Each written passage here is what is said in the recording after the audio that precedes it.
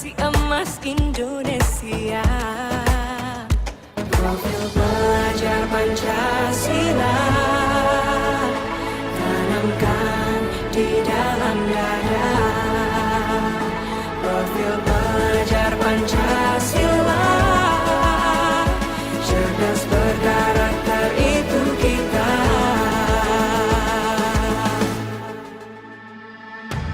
Beriman dan bertakwa pada Tuhan yang Maha Esa.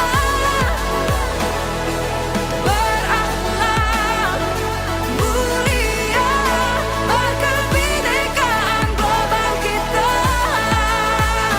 Gotong royong berjiwa mandiri, berpikir kreatif dan bernalar kritis.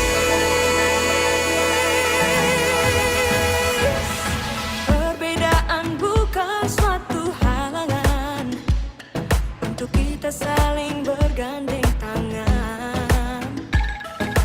Bhinneka Tunggal Ika semboyan negeri kita yang harus kita jaga bersama.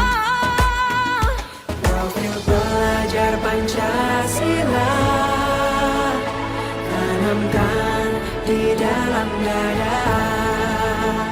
Profil pelajar Pancasila cerdas berkarakter itu kita.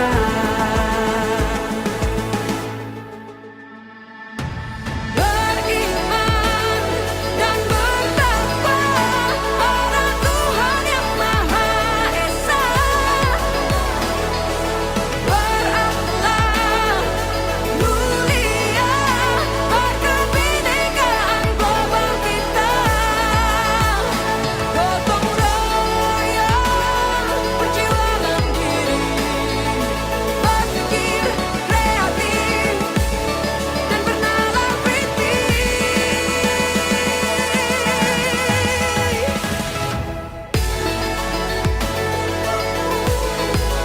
Profil pelajar Pancasila.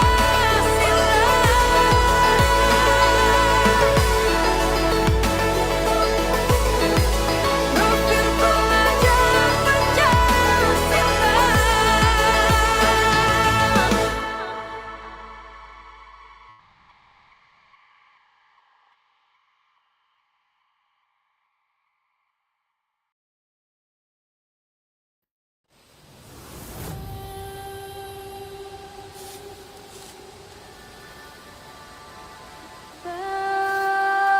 Bagimu negeri, jiwa raga kami.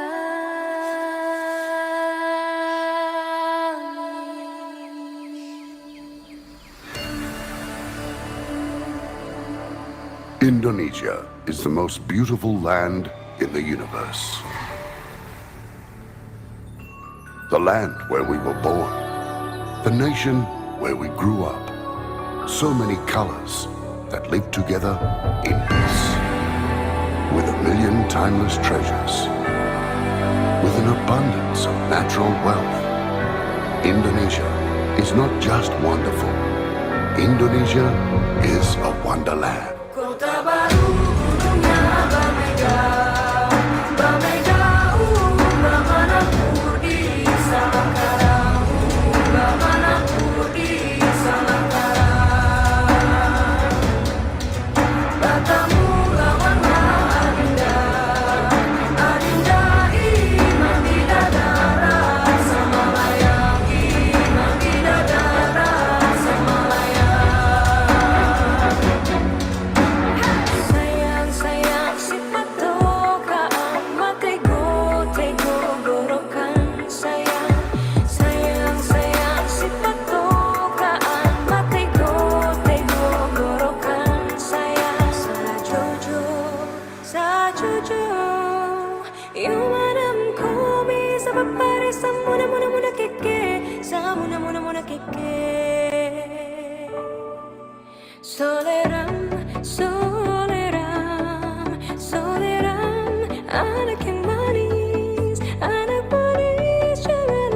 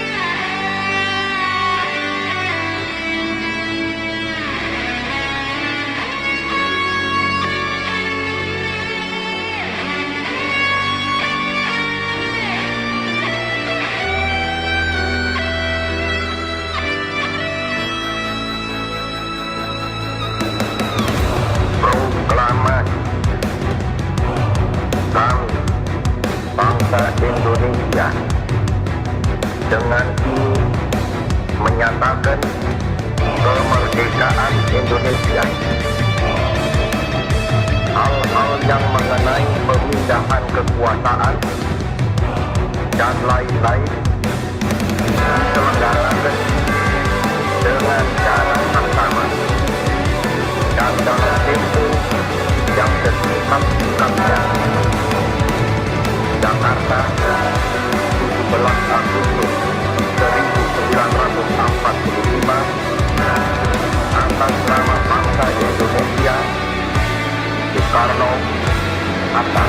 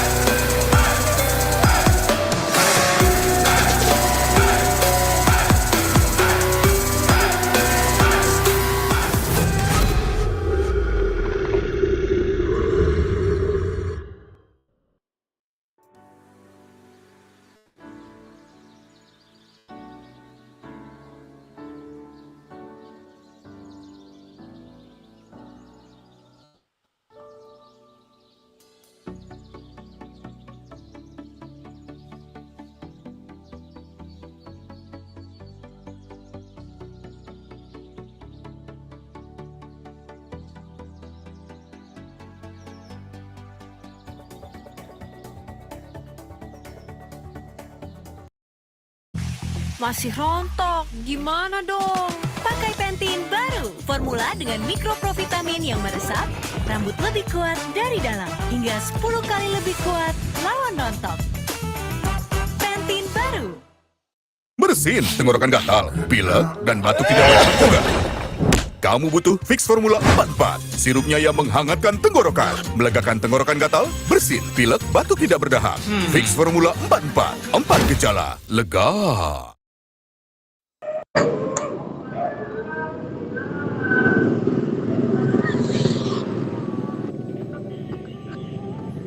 Halo Kak, Iya kak, Kak izin ya Kak, saya agak kurang aktif ini lagi di jalan. iya kak, iya kak. Ya Kak.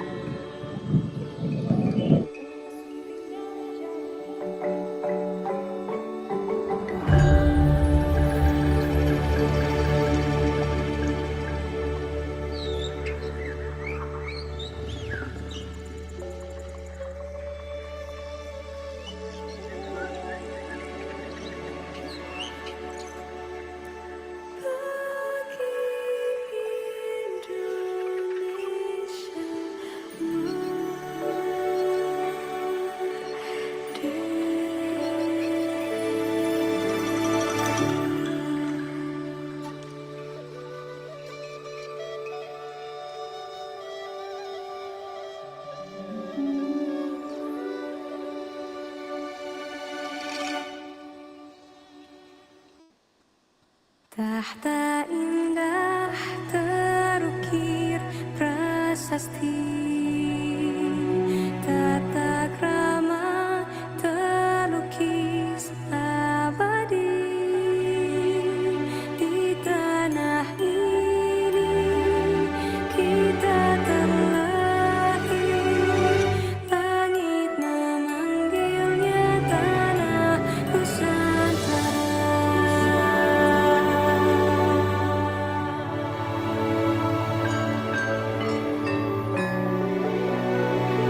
Langit memanggilnya tanah Nusantara.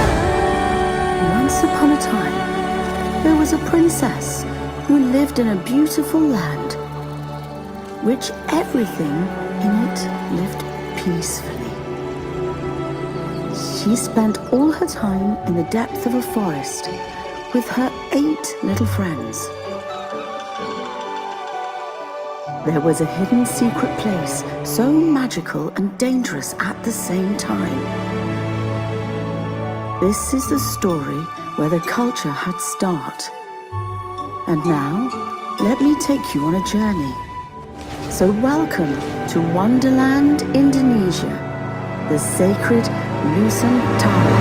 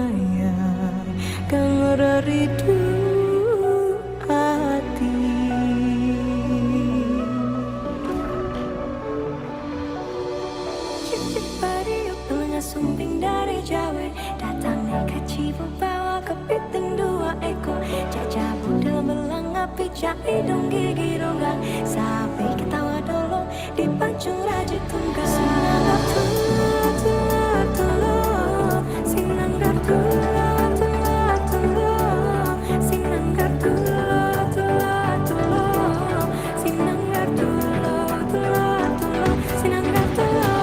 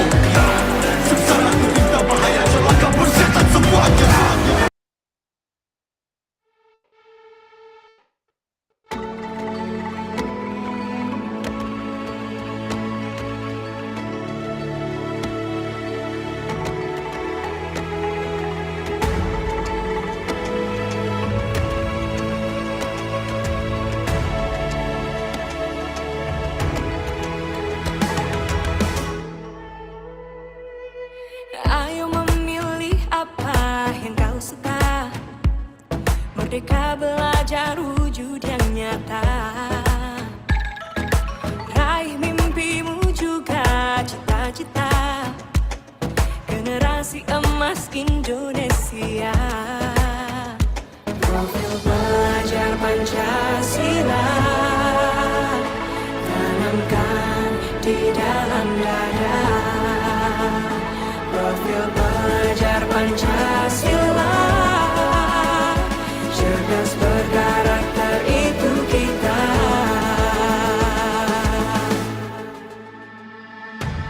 Beriman dan bertakwa pada Tuhan yang Maha Esa. Berakhlak mulia berkebinekaan global kita. Gotong royong berjiwa mandiri, berpikir kreatif dan bernalar kritis. Perbedaan bukan suatu halangan untuk kita saling bergandeng tangan. Bhinneka Tunggal Ika semboyan negeri kita yang harus kita jaga bersama. Profil pelajar Pancasila tanamkan di dalam dada. Profil pelajar Pancasila cerdas berkarakter itu kita.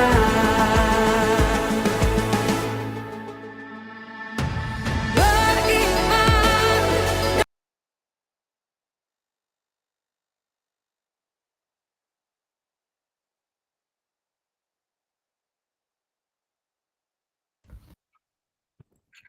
Oke, baik kakak-kakak sekalian. Langsung aja kita mulai. Saya rasa kita mulai aja untuk tatap muka kita pada malam hari ini. Jadi kami harapkan kepada kakak-kakak yang memang saat ini bisa untuk mengikuti secara maksimal. Kami harapkan mengikuti dengan maksimal. Namun jika kakak-kakak tidak dapat mengikuti maksimal, mohon dikondisikan dengan keadaan yang ada ya kakak-kakak ya. Baik, untuk kembali saya mengingatkan kakak-kakak untuk tadi seharusnya sudah membaca modul di 1.2 yaitu tentang kekuatan aset ya. Pembelajaran kekuatan aset khususnya di pembelajaran PJOK. Jadi nanti pada pertemuan tatap maya kali ini kita akan banyak melakukan pemahaman-pemahaman melalui pertanyaan-pertanyaan yang sudah disediakan.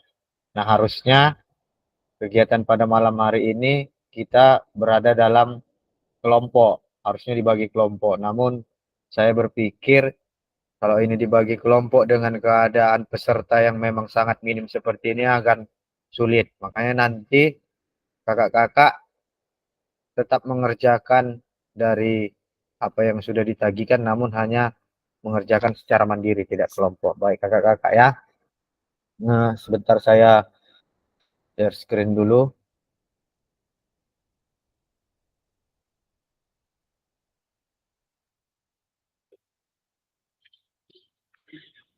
Oke, baik. Nah, sebelum kita, seperti biasa, sebelum kita memulai kegiatan kita pada malam hari ini, ada baiknya kita berdoa agar kegiatan kita pada malam hari ini, khususnya pembelajaran yang kita laksanakan pada malam hari ini menjadi pembelajaran yang memang benar-benar bermakna dan bermanfaat bagi kita untuk kedepannya. Marilah kita berdoa menurut kepercayaan kita masing-masing. Berdoa dimulai.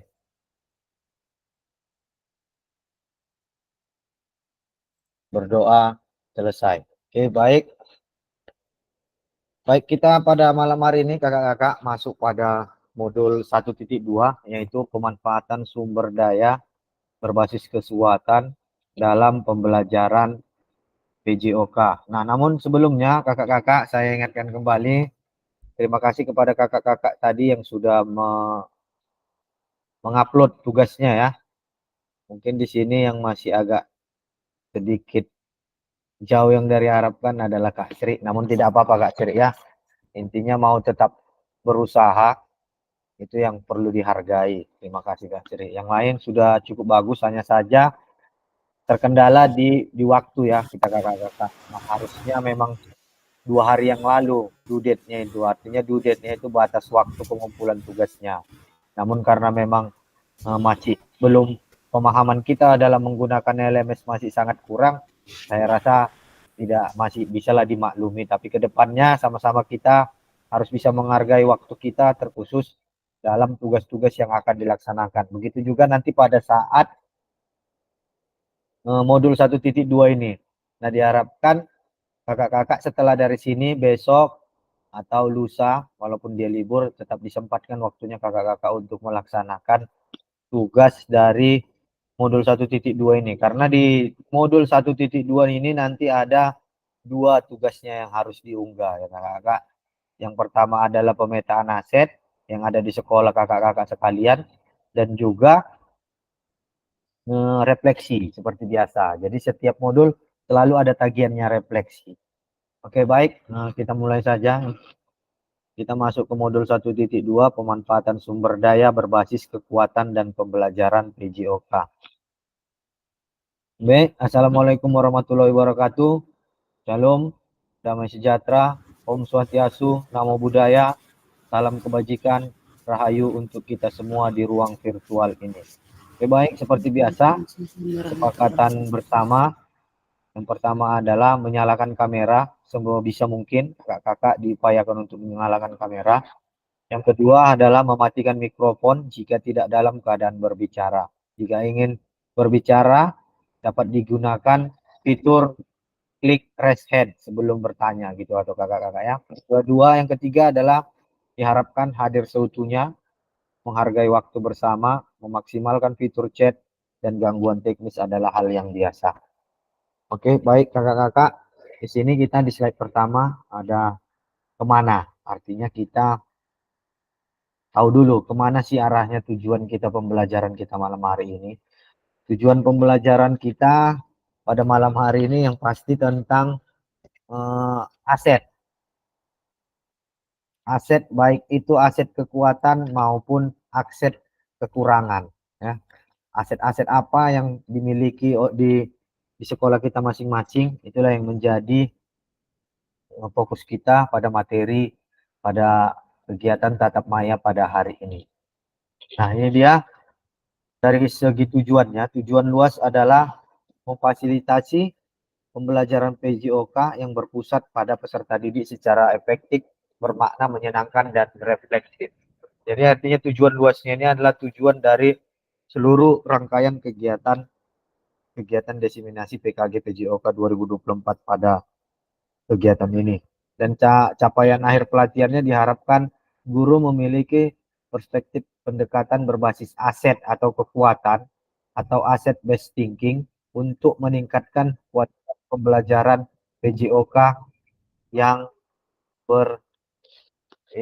berpihak kepada peserta didik. Jadi artinya walaupun nanti ada 2 bagian, yang pertama adalah berdasarkan kekuatan dan kekurangan, namun kita diharapkan berfokus pada dengan apa yang menjadi kekuatan, aset based thinking di sekolah kita masing-masing, terkhususnya dalam pembelajaran PJOK. Nah, selanjutnya adalah tujuan umum modul ini adalah guru mampu memahami pendekatan berbasis aset atau kekuatan dalam mengolah pembelajaran untuk meningkatkan pembelajaran PJOK yang berpihak pada peserta didik.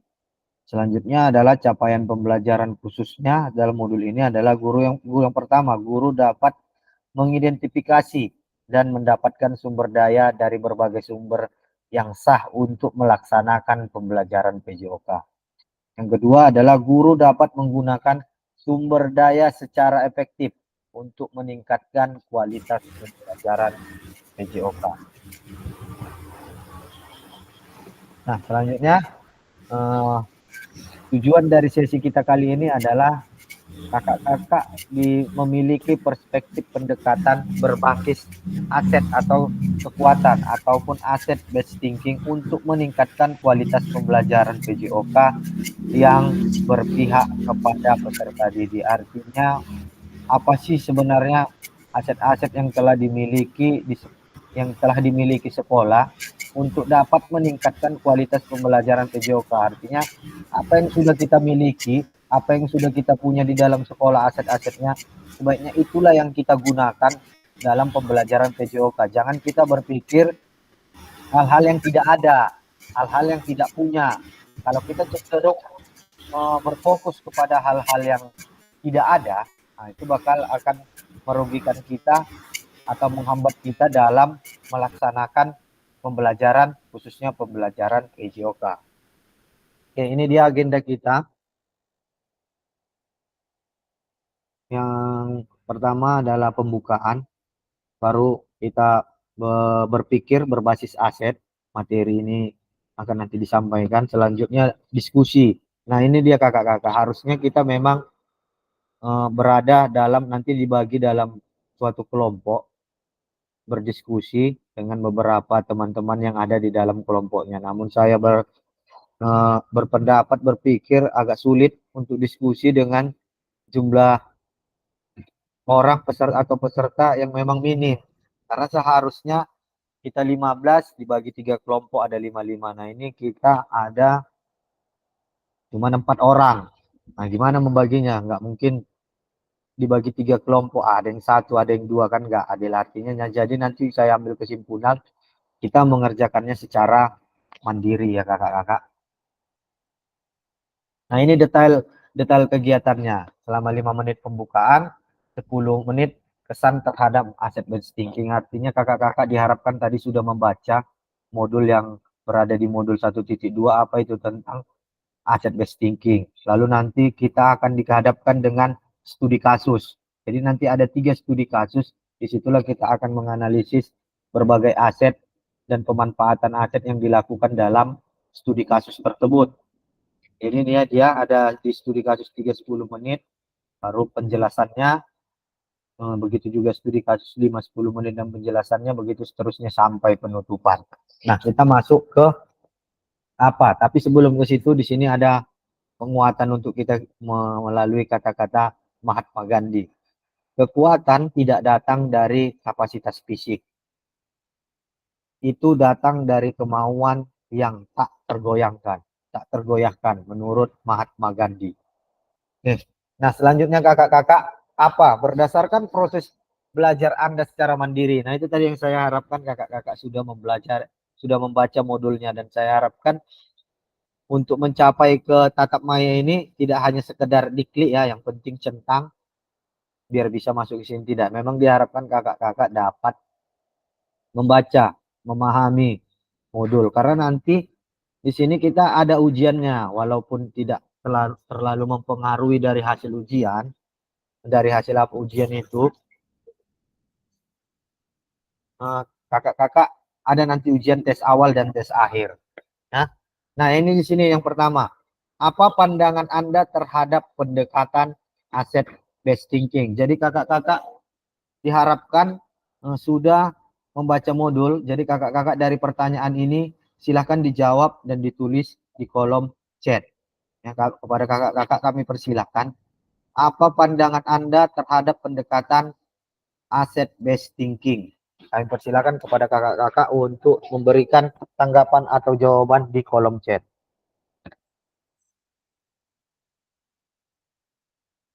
Kita santai aja kakak-kakak ya, nggak ada yang kita buru, santai aja.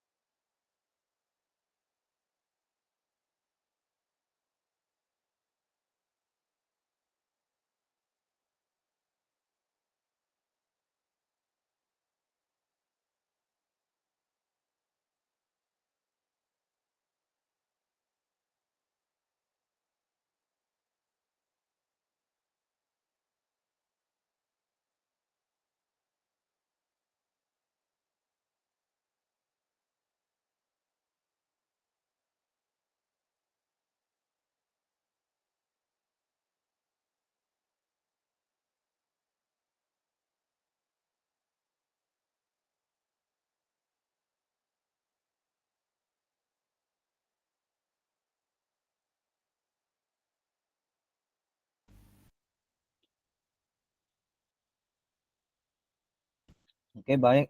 Terima kasih Kak Anissa dan Kak Andri sudah memberikan jawaban.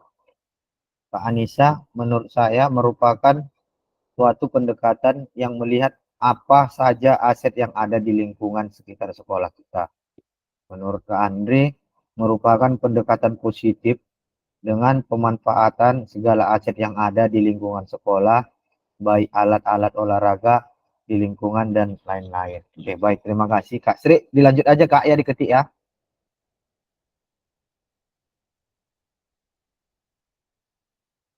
Oke, baik. Kita lanjut. Nah, di sini ada pertanyaan lagi kakak-kakak. Aset based thinking adalah itu tadi sudah kakak-kakak jabarkan melalui kolom chat. Nah, ini satu lagi pertanyaannya adalah kira-kira keistimewaan apa jika kita menggunakan aset based thinking? Tadi kita sudah menjabarkan nih apa itu kekuatan aset based thinking. Nah, sekarang kira-kira menurut kakak-kakak apa itu keistimewaan jika kita menggunakan aset based thinking? Baik, kami harapkan kakak-kakak kembali memberikan jawabannya di kolom chat. Apa yang menjadi keistimewaan jika kita menggunakan aset based thinking? Keistimewaan aset based thinking.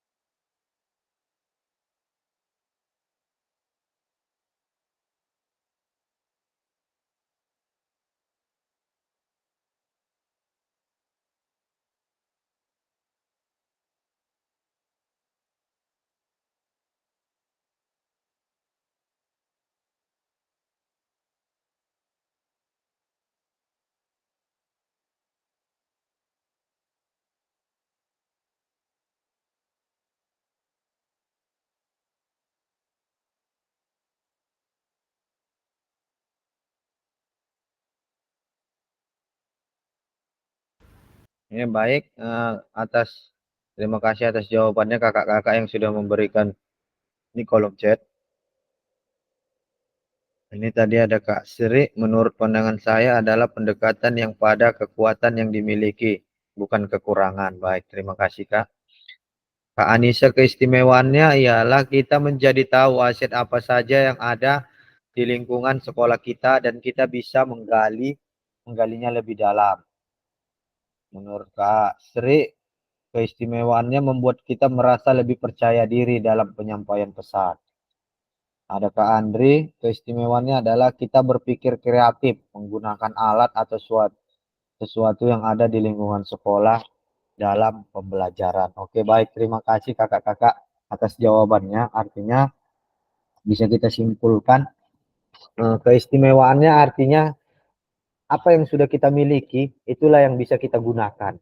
Jadi kita jangan berkutat dengan hal yang tidak ada, apa yang tidak kita miliki gitu. Jika kita berkutat atau kita pikirkan selalu, ini nggak ada, itu nggak ada, nggak akan selesai-selesai kita. Kalau di situ kita terus pola pikir kita berdasarkan apa yang tidak ada, tapi berdasarkan dengan apa yang ada, apa yang dimiliki dari sekolah kita, kita bisa menggunakannya, kita bisa memanfaatkannya, terkhusus dalam pembelajaran PJOK. Nah, untuk lebih dalam lagi, nanti kita akan pelajari aset-aset apa saja sebenarnya yang ada tertuang dalam materi kita pada malam hari ini. Nanti akan lebih dalam. Nah, untuk sebelumnya, kita lanjut dulu, kakak-kakak.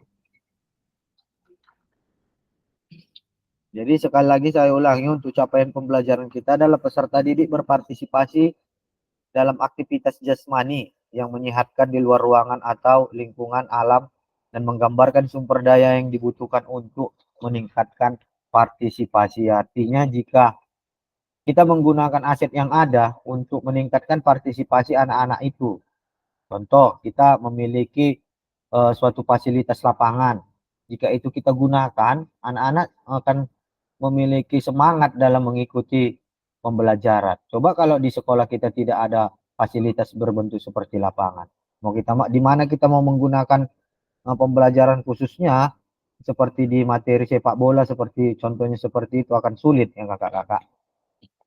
Jadi di sini tujuannya agar meningkatkan partisipasi, semangat dalam pembelajaran anak-anak. Nah, sebelum masuk kita kepada studi kasus ataupun cerita kasus yang ada di sini dalam studi kasus 3, sebelumnya saya akan menjelaskan tentang berbagai macam aset, ya, baik itu aset kekuatan dan aset kekurangan. Ini sebenarnya kakak-kakak di modul sudah ada ya. Nah, ini bisa kakak-kakak dilihat. Nah, di sini ada di modul kakak-kakak juga ada, harusnya memang sudah dibaca ya. Pemetaannya berpikir berbasis pada kekurangan. Nah, di sini ada dia kekurangan. Fokus pada masalah dan isu ya. Tapi kalau kita berbasis pada kekuatan, fokus pada aset dan kekuatannya, apa yang sudah kita punya. Nah, yang kedua, ini perbandingannya antara berpikir kekurangan dan berpikir tentang aset. Berkutat pada masalah utama. Ya. Kita tetap di situ aja berkutat dengan masalah-masalah itu aja. Padahal tak akan terselesaikan kalau kita berpikir dari apa yang kekurangan yang telah kita miliki. Tapi kalau kita berpikir membayangkan aset, membayangkan masa depan. Artinya, ya kakak-kakak. Selanjutnya, mengidentifikasi kebutuhan dan kekurangan. Selalu bertanya apa yang kurang. Jadi kalau kita berpikir, pola pikir kita berdasarkan kekurangan, pasti kita selalu beranggapan apa yang kurang. Selalu bertanya apa sih yang kurang gitu. Tapi kalau kita berpikir pada kekuatan, berpikir tentang kesuksesan yang telah diraih dan kekuatan untuk mencapai kesuksesan tersebut. Nah, selanjutnya fokus mencari bantuan dari sponsor atau instansi lain. Jadi tidak berdasarkan apa yang kita miliki, kita berusaha mencari-cari sponsor karena kita berpikir secara kekurangan. Tapi kalau berpikir secara aset, mengorganisasikan kompetensi dan sumber daya yang ada, aset dan kekuatan yang kita miliki. Selanjutnya, merancang program atau proyek untuk menyelesaikan masalah. Sementara berbasis aset, merancang sebuah rencana berdasarkan visi dan kekuatan. Selanjutnya, mengatur kelompok yang dapat melaksanakan proyek. Perbandingannya adalah melaksanakan rencana aksi yang sudah diprogramkan. Nah, itu dia berdasarkan berpikir asset based thinking, dia terbagi dua. Ini dia. Ada pemikiran berdasarkan kekurangan dan berdasarkan kekuatan ya. Tapi sebelum dari situ kakak-kakak, kita sudah diharapkan ya apa sebenarnya pengertian dari based thinking ya, asset based thinking.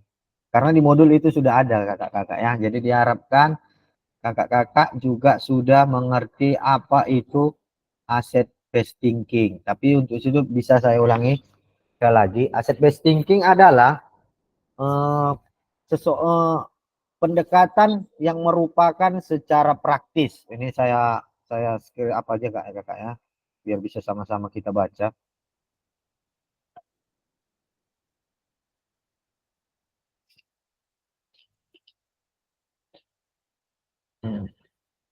Asset based thinking pengertiannya adalah pendekatan yang merupakan secara praktis menemukan dan mengenali hal-hal yang positif dalam kehidupan. Jadi kata kuncinya adalah hal-hal yang positif dalam kehidupan dengan menggunakan kekuatan sebagai tumpuan berpikir. Kita diajak untuk memusatkan perhatian pada apa yang bekerja, yang menjadi inspirasi, yang menjadi kekuatan ataupun potensi yang positif. Jadi artinya ini sangat sangat kita butuhkan sebenarnya dalam pembelajaran PJOK Asset Based Thinking ini, karena kita diajak untuk memusatkan perhatian pada apa yang bekerja, gitu ya, bukan berdasarkan apa yang diam-diam saja, apa yang tidak kita miliki, sehingga kita dengan apa yang kita miliki kita menjadi terinspirasi untuk memikirkan masa depan. Itu dia kakak-kakak ya. Baik, kita lanjut lagi slide kita. Nah, kita ke studi kasus. Jadi kakak-kakak di studi kasus ini di LMS-nya sudah ada ya. Mohon nanti kalaupun memang ada yang menggunakan HP ini nanti saya screenshot lagi, bisa digunakan. Ini nanti pertanyaannya.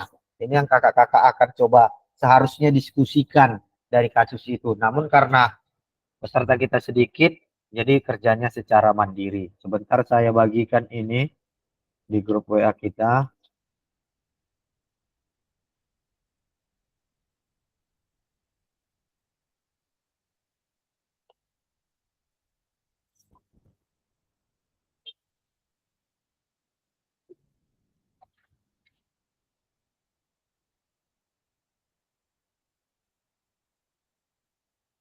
Sebentar ya kakak-kakak.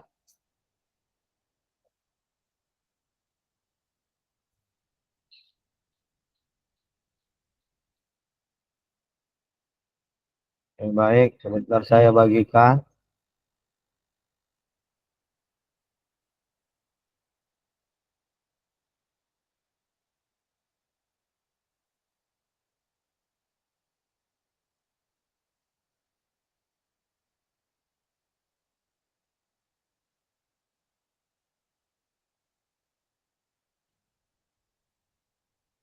Ya, silakan dibaca-baca lagi kasusnya dan nanti silakan eh, pertanyaannya dijawab di kolom chat aja ya kakak-kakak. Kalau bisa, kalau menggunakan HP isi di kolom chat. Namun kakak-kakak yang menggunakan laptop bisa ditulis di Word, nanti bisa dipresentasikan. Kakak-kakak waktu dan tempat kami persilakan untuk mengerjakan dari tugas mandirinya. Bisa dilihat kakak-kakak ya, nampak ya.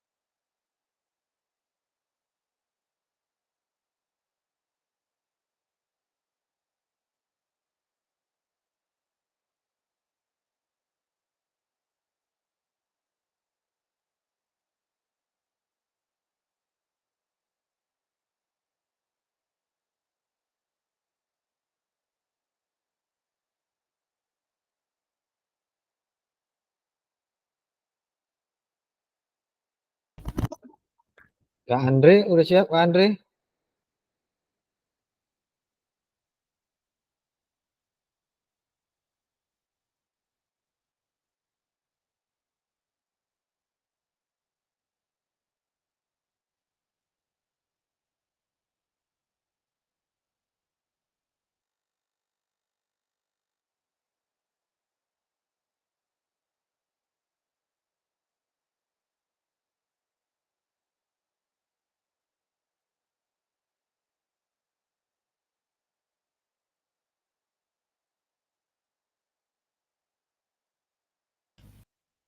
Oke, baik, kita lanjut aja. Sini saya akan membacakan jawaban dari kakak-kakak sekalian. Yang pertama adalah Kak Sri ya.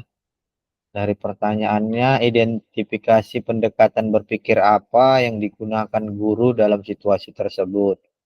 Kak Sri di sini memberi pernyataan pendekatan berbasis aset. Ya. Yang kedua, identifikasi aset apa saja yang dimiliki dalam situasi tersebut. Jawaban Kak Sri, identifikasi aset lingkungan atau sumber daya yang ada di lingkungan sekitar. Dan yang ketiga, strategi apa yang akan Anda kembangkan berdasarkan pendekatan berbasis aset dalam situasi tersebut. Pernyataan Kak Sri adalah strategi kerjasama dengan orang di sekitar lingkungan. Baik, terima kasih Kak Sri ya. Kita lanjut dari Kak Anissa. Yang pertama, pendekatan berbasis aset dari lingkungan sekitar. Yang kedua, aset apa yang dimiliki, yaitu aset lingkungan atau sumber daya. Yang ketiga, strateginya adalah kerjasama dengan orang di sekitar lingkungan. Yang saya lakukan ialah berkolaborasi dengan kepala sekolah untuk mendatangi pihak perkebunan, meminta MOU kerjasama terkait hal yang ingin disampaikan atau keinginan dari pihak sekolah. Oke, baik. Nah, kakak-kakak terima kasih ya atas jawabannya. Kak Andre dilanjutkan aja. Jadi kalau kita lihat dari pernyataan dari studi kasus, bahwasanya dari studi kasus tersebut Pak Gerak. Jadi Pak Gerak itu melihat bahwasanya di sekitar sekolah itu ada kebun kopi.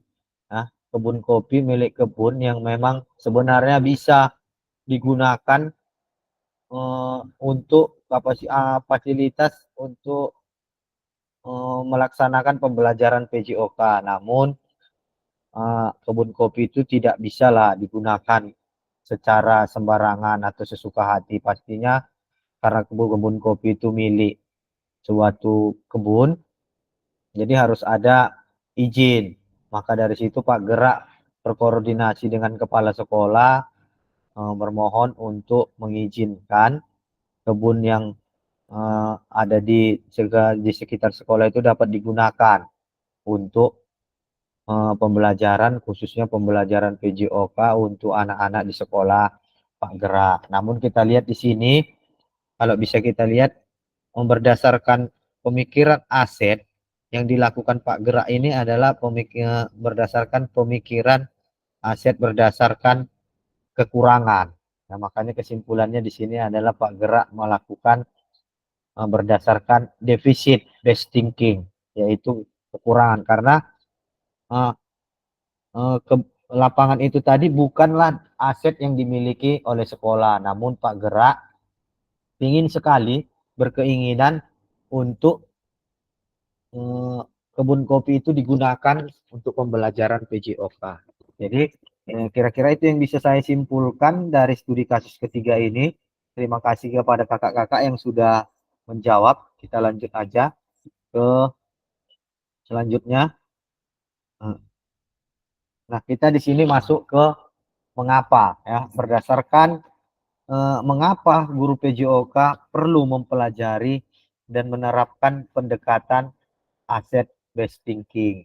Kakak, pentingnya itu adalah di sini dapat kita baca bersama, sudah dijelaskan pentingnya pola berpikir aset dalam PJOK. Yang pertama adalah guru PJOK perlu memandang sumber daya yang dimiliki sebagai suatu kekuatan dan aset. Jadi artinya dengan apa yang dimiliki dari sumber daya yang dimiliki oleh sekolah, itulah yang harusnya dikembangkan.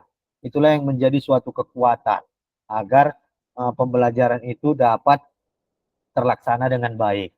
Nah, selanjutnya, jika guru PJOK telah terbiasa berpikir dari sisi kekuatan, maka ia akan fokus dan berupaya terus dalam pemanfaatan kekuatan dan aset yang dimiliki. Nah, ini dia. Jadi, jika kita berpikir dari segi kekuatan, maka kita akan melakukan sesuatu kegiatan itu berdasarkan apa yang sudah kita miliki. Jadi, kita tidak usah berandai-andai. Jadi, apa yang kita miliki, itulah yang kita gunakan.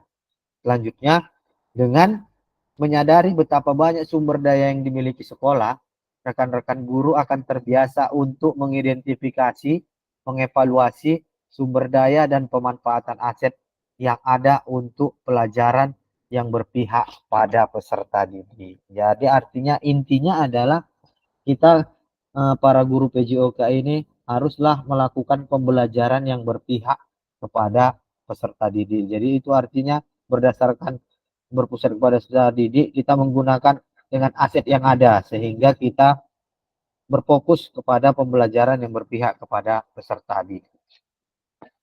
Nah, ini dia selanjutnya pentingnya pola pikir berbasis aset dalam PJOK, mewujudkan visi atau capaian tujuan prakarsa perubahan.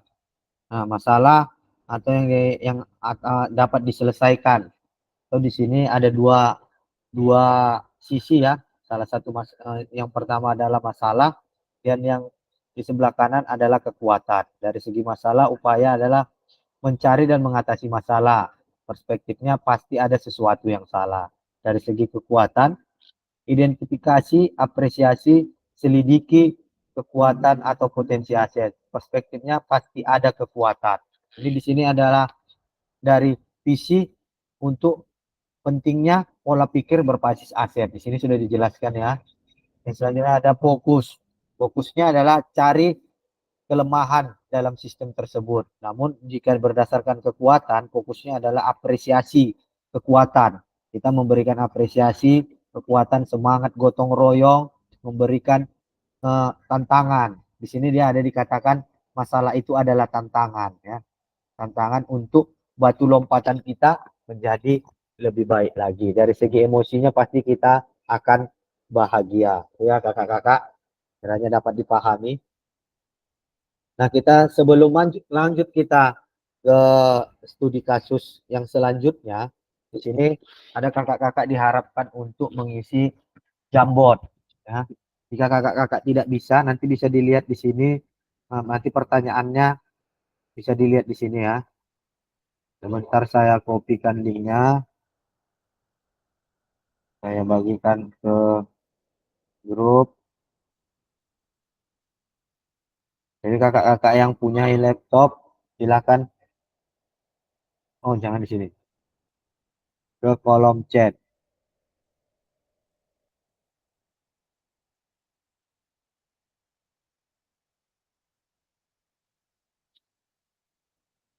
Ya, silakan kakak-kakak yang menggunakan laptop, silakan diklik link Jamboard yang ada di kolom chat. Sebentar kakak-kakak yang menggunakan HP, biar saya buka dulu.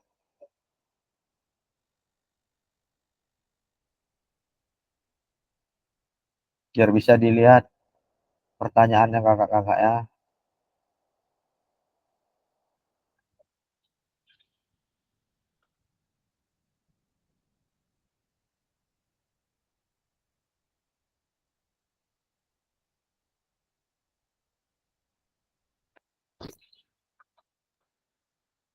Ya, nampak kakak-kakak ya. Ini ada pertanyaannya. Silakan kakak-kakak yang menggunakan HP. Di sini ada 5 pertanyaan. 5 pertanyaan. Silakan kakak-kakak yang menggunakan HP bisa menggunakan fitur chat di kolom Gmeet kita. Kakak-kakak yang menggunakan laptop langsung aja diakses link Jamboardnya yang sudah saya bagikan di kolom chat. Kami persilakan kepada kakak-kakak. Nanti Kak Anissa kalau udah selesai di sini, nanti bilang lanjut biar bisa saya lanjutkan, biar nampak nanti di layarnya Kak ya.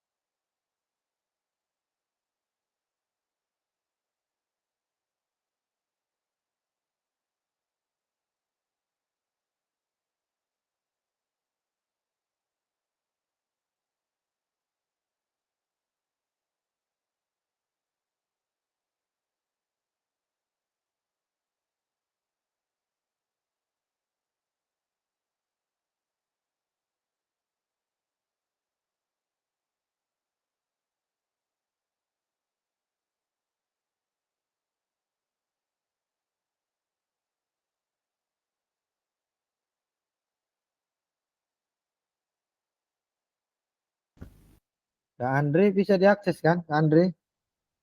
Linknya.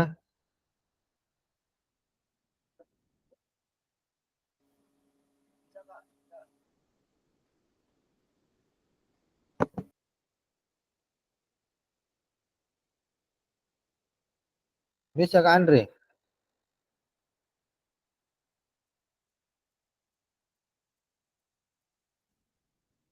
Oke.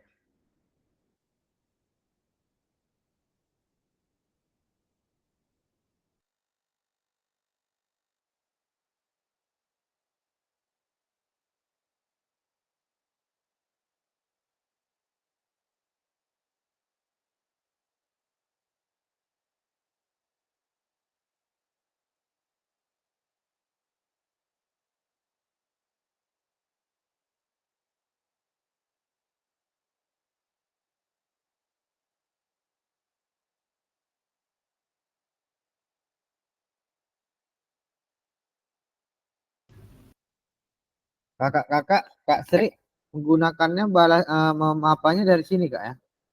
Nah, ini ada dia tulisannya sticky note yang di bawah tanda panah ini. Nah, nanti klik ini, baru nanti diisi di situ dibuat dulu namanya. Jadi muncul kayak seperti Kak Andre ini ya.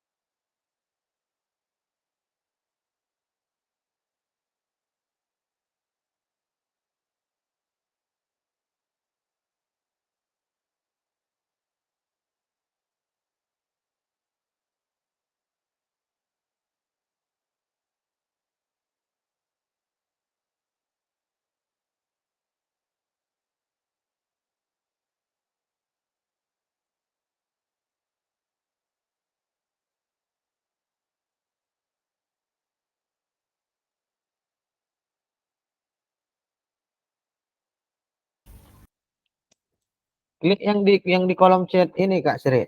Ada kan yang di kolom chat linknya, link Jamboard ini. Nampak Kak?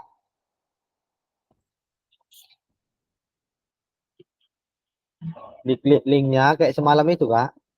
Diklik linknya. Udah terbuka, tapi belum bisa diketik. Pilih ke sini Kak, tengok ya. Pergi ke yang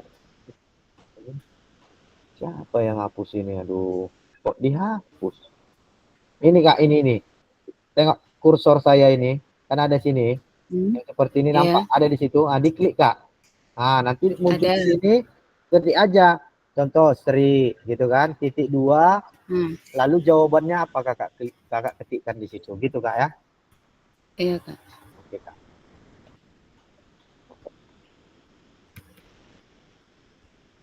Nggak mau Kak. Mau dia Kak ya. Iya, Atau di kolom chat aja ketikkan Kak. Kalau enggak. iya Kak. Iya Kak.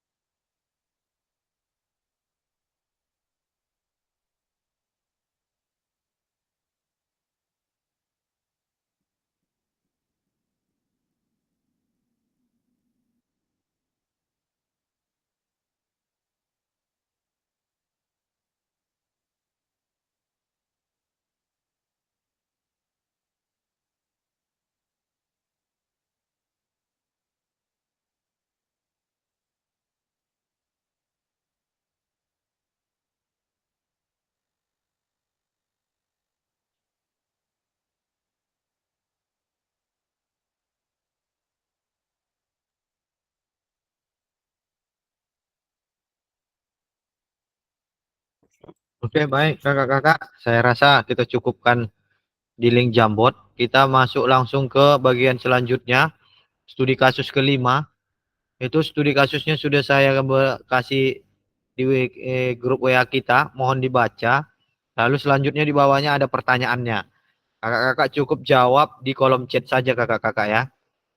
Dibaca studi kasus limanya lalu dijawab pertanyaannya. Jelas kakak-kakak ya? Kami persilakan. Link Jamboardnya nanti saja dulu. Kita fokus ke studi kasus 5.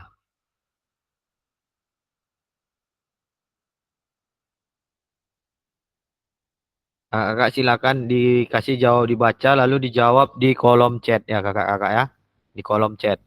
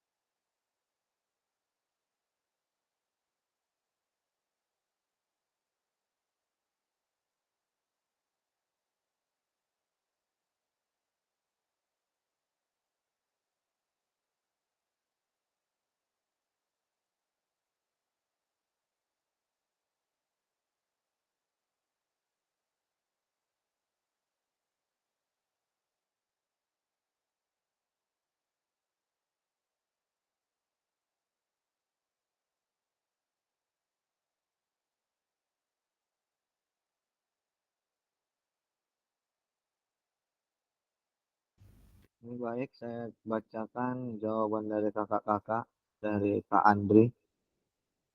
Bu Hayati menggunakan aset kekuatan karena dia memanfaatkan apa yang ada di lingkungannya, seperti PMM dan webinar untuk menyampaikan bahwa pembelajaran olahraga tidaklah sepenuhnya digunakan untuk mendapatkan prestasi di bidang olahraga.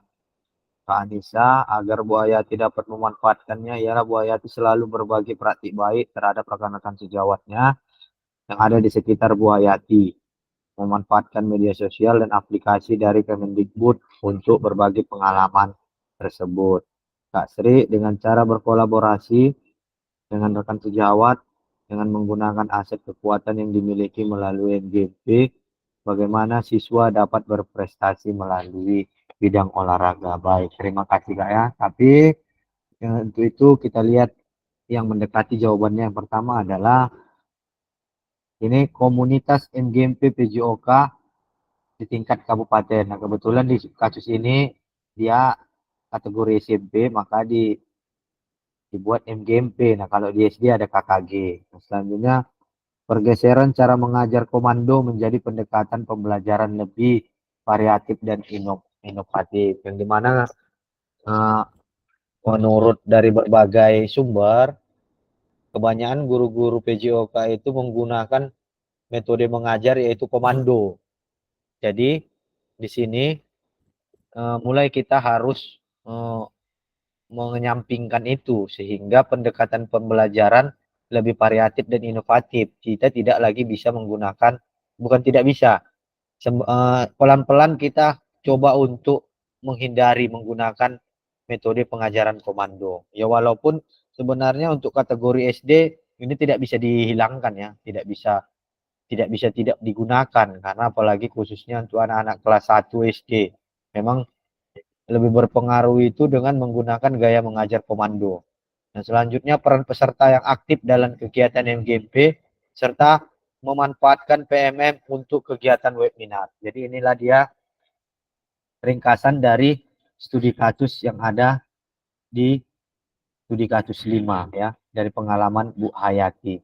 Nah, kita lanjut satu lagi kakak-kakak ya, ke studi kasus 4.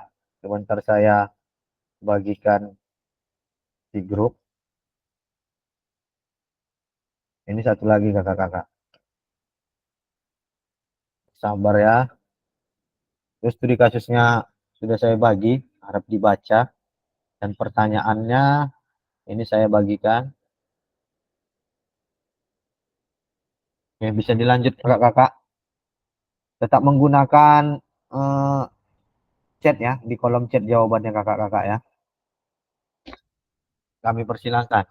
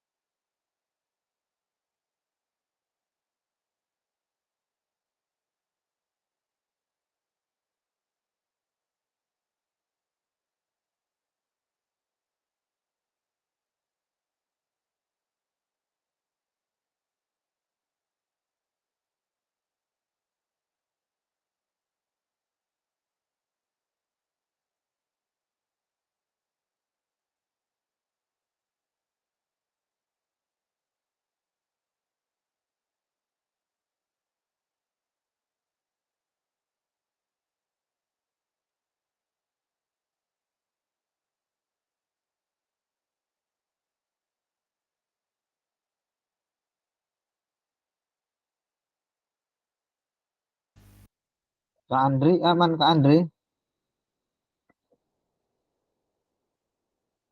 Kak Andri, kasih dulu suaranya kok. Gak bersuara dari tadi Kak Andri. Kecil, masih harga yang murah handsetnya Kak Andri. Oh alah. Lanjut lanjut Kak Andri di kolom chat.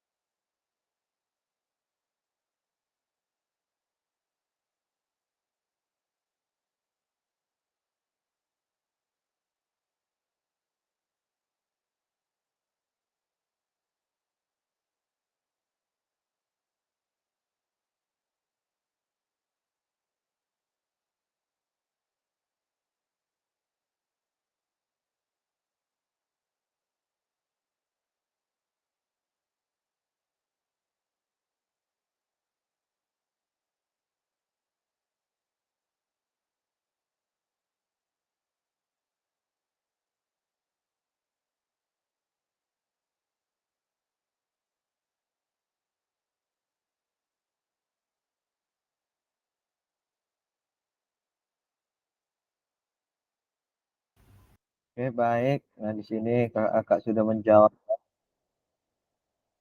Yang pertama ada Kak Sri dengan jawaban dengan cara berkolaborasi ini ya. Aset kekuatan yaitu perlengkapan alat olahraga, tetapi banyak yang telah rusak belum dipergunakan. Ya, ada yang sudah dimanfaatkan.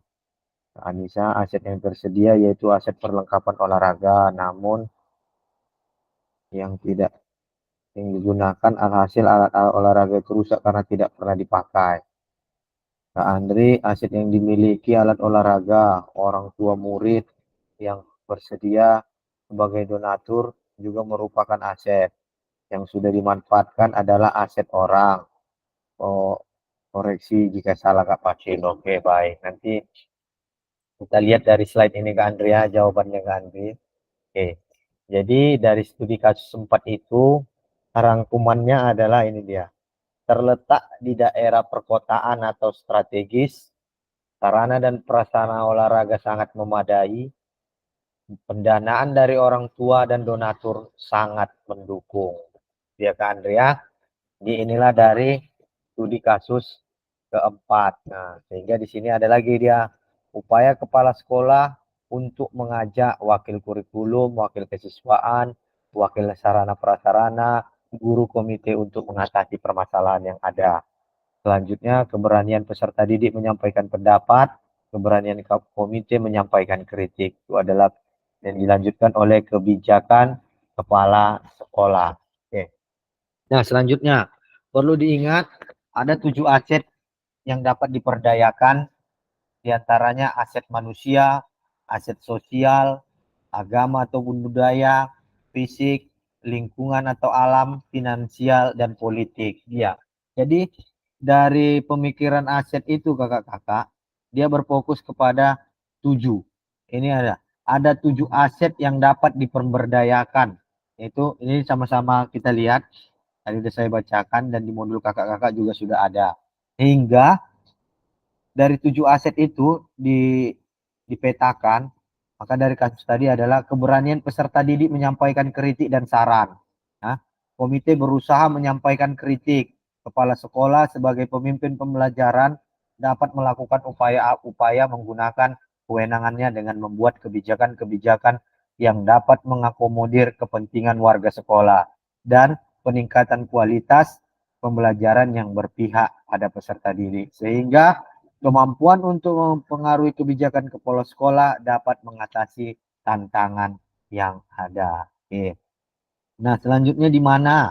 Di mana posisi kita selama ini sebagai guru PJOK dalam mengenali dan mengidentifikasi aset yang dimiliki satuan pendidikan? Nah, ini pertanyaan ini coba kakak jawab. Nah, oh yang ini kakak-kakak ya. Sebenarnya ini di link Jamboard, namun kakak-kakak sepertinya agak kesulitan untuk menggunakan link Jamboard. Tetap kita gunakan fitur chat kakak-kakak ya untuk menjawab pertanyaan pemantik yang sudah disediakan. Nah, yang pertama ini ada, di mana posisi kita selama ini sebagai guru PJOK dalam mengenali dan mengidentifikasi aset yang dimiliki satuan pendidikan? Silakan dijawab di kolom chat kakak-kakak ya. Ini sekaligus kita merefleksikan bersama, sudah di mana sebenarnya sebelumnya posisi kita, apakah posisi kita sudah memetakan aset dalam pembelajaran PJOK atau belum, gitu ya.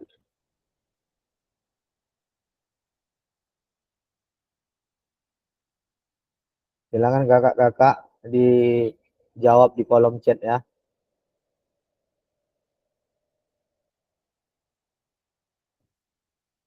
Di mana posisi kita selama ini sebagai guru PJOK dalam mengenali dan mengidentifikasi aset yang dimiliki satuan pendidikan.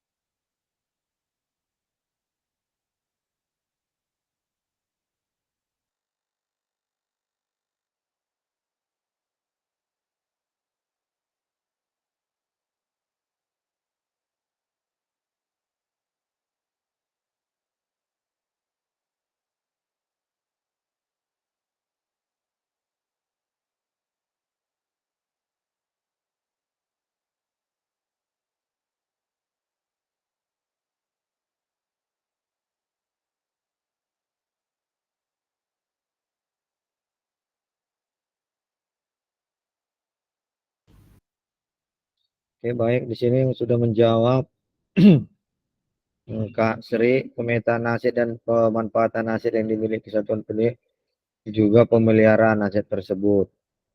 Kak Andri, posisi saya selama ini sebagai guru PJOK dalam mengenali aset adalah aset olahraga dan lingkungan sekolah seperti lapangan. Oke, baik. Kakak-kakak, terima kasih sudah memberikan jawabannya. Kita lanjut.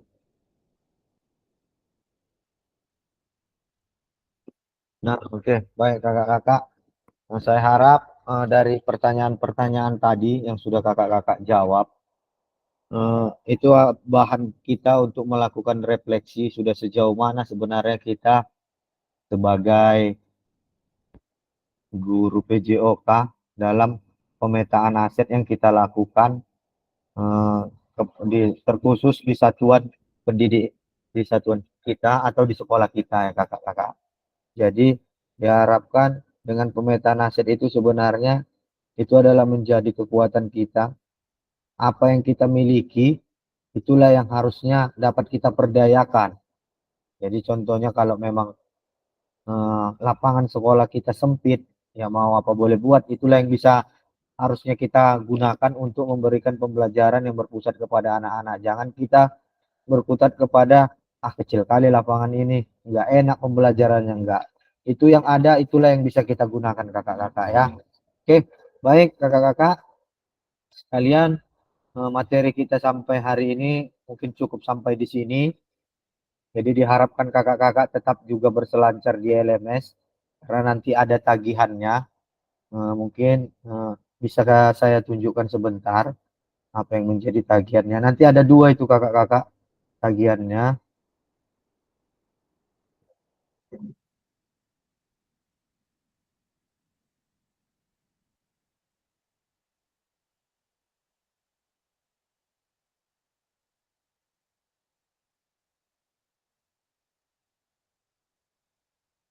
Sebentar kakak-kakak ya.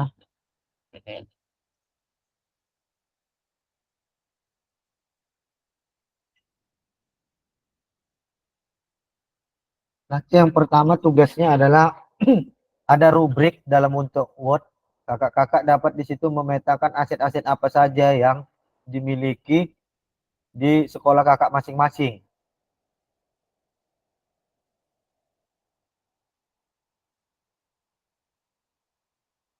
Nanti ada rubriknya. Nah, di LMS kakak-kakak sebenarnya bisa di-download. Tapi nanti kalau apa, saya bagikan lagi di grup kita. Nah, di sini dia. Rubriknya seperti ini. Sebentar kakak ya.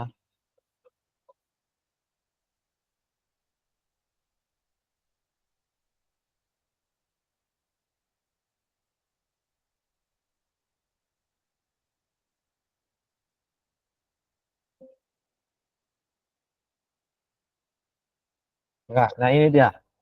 Ini rubriknya. Nanti kakak-kakak di sini mengisikan aset apa yang dimiliki. Itu dari tadi ini diambil dari 7 aset. Ada tadi manusia yang sudah kita lihat kakak, kayak ada aset manusia, ada aset finansial, ada 7 tadi itu dilihat dari sini. Kira-kira dari 7 itu apa-apa saja yang ada di sekolah kakak-kakak. Ya. Dari 7 apakah nanti cuma ada 5 atau semua punya lebih bagus yang ini. Tapi disesuaikan dengan aset yang dimiliki kakak-kakak. Nah, contoh di situ kita ambil aset manusia. Pemanfaatan dalam pembelajaran adalah aset manusia itu seperti contohnya rekan sejawat atau guru-guru. Jadi pemanfaatannya adalah di sini dituliskan dalam pembelajaran gitu ya. Bisa dijelaskan lebih lanjut di keterangannya. Gitu kakak-kakak ya. Nanti ini bisa di-download di LMS-nya masing-masing. Tapi kalau nggak bisa nanti di-download, dikasih kabar biar nanti saya bagikan di grup kita masing-masing. Nah, selanjutnya setelah itu adalah tugasnya yang kedua adalah refleksi. Refleksi seperti kakak-kakak melakukan refleksi di 1.1. Namun rubrik refleksinya ada di situ ditentukan apakah dengan menggunakan topi atau ada 2 itu tadi. Bisa nanti dilihat di LMS-nya. Ada 2 jenis refleksi yang bisa digunakan dalam melakukan refleksi tugas di modul 1.2. Ya kakak-kakak. Habis itu kira-kira ada yang mau ditanya kakak-kakak? Kalau tidak ada bisa dikasih jempolnya. Oke, baik, terima kasih jempolnya. Jadi saya harap diperhatikan LMS-nya, diperhatikan tagihannya apa, dan diperhatikan batas waktunya kakak-kakak ya. Oke, selanjutnya sebagai informasi kita akan kembali bertemu tatap maya di modul 1.3 itu ada di seharusnya di hari Kamis gitu Kak ya. Namun kebetulan saya di hari Kamis itu ada kegiatan berbenturan. Jadi pilihannya ada dua kakak-kakak. Jadi mohon maaf sebelumnya ya. Pilihannya kita percepat di hari Rabu malam atau di hari Kamis jam 11 siang. Nah, nanti saya buatkan pollingnya di grup. Kakak-kakak silakan boleh memilih ya. Pilihannya hari Rabu malam atau hari Kamis jam 11 siang gitu kakak-kakak ya. Nanti di grup kita polling. Baik, terima kasih kakak-kakak atas waktunya yang sudah diberikan dalam tatap maya kita yang ketiga pada malam hari ini. Kiranya pembelajaran kita pada malam hari ini dapat berguna bagi kita masing-masing, khususnya dalam memperdayakan aset yang ada di sekolah kita. Baik, sebelum kita mengakhiri kegiatan pembelajaran kita hari ini, kita awali dengan doa dan kita akhiri juga dengan doa. Sebelum kita meninggalkan, kita berdoa menurut agama dan kepercayaan masing-masing. Berdoa dimulai.